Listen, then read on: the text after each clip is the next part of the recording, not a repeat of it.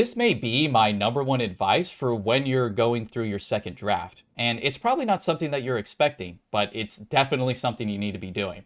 Howdy, y'all. My name's Scott. I'm the author of Rivet Stone. It may be just some author, but let me tell you, dialogue is tough. All right, I've made a lot of videos about it. You can see a lot of videos about it. Dialogue is tough. And one of the biggest challenges that I feel like us as writers face whenever we're writing dialogue, and this is especially so when it's the main protagonist, and you'll know what I'm talking about when I start talking about it, is that the voice of the characters oftentimes reflect your own voice.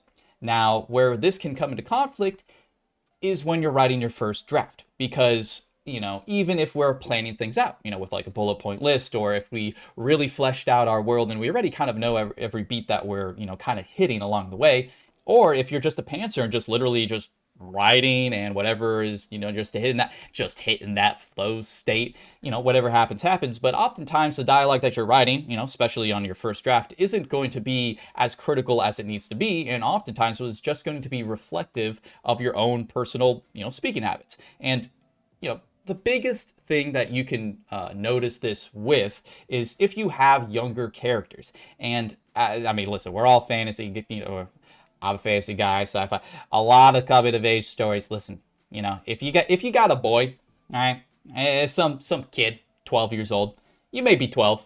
I mean, if you're riding at 12, hey, good for you, man. Keep it up. Let's go. Let's go. Or if you're a 30-year-old man like me, you're probably how you naturally talk, ergo how you're going to naturally write, isn't going to be very reflective of how a 12-year-old is going to write, right? Now, don't be like, well, technically it's Old English, so really they would be talking like, no, listen, brother, all right?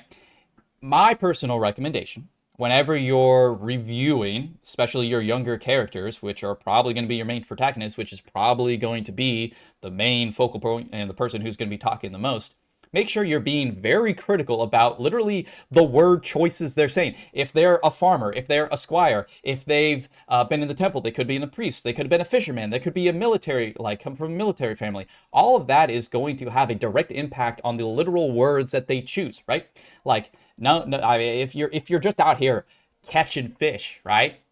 Do I even need to whip out some Bayou, Louisiana accent to understand like they're not going to be talking High Valyrian or whatever the heck else language is going to be in your book? No, probably not.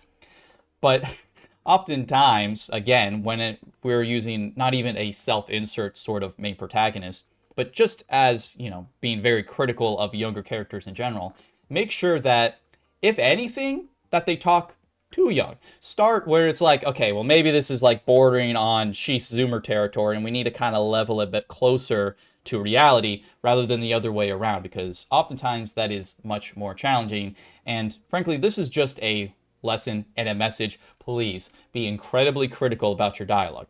Every character, every line of dialogue should be spoken by only one type of character, and it should only make sense for that type of character. For the most part, I have other videos talking about it. I don't know how to link things, but I trust you. We're all adults here, unless you're 12 writing books at age 12, which again, good job. But anyway, hopefully that helped. Give it a like, give it a sub, and thanks for watching.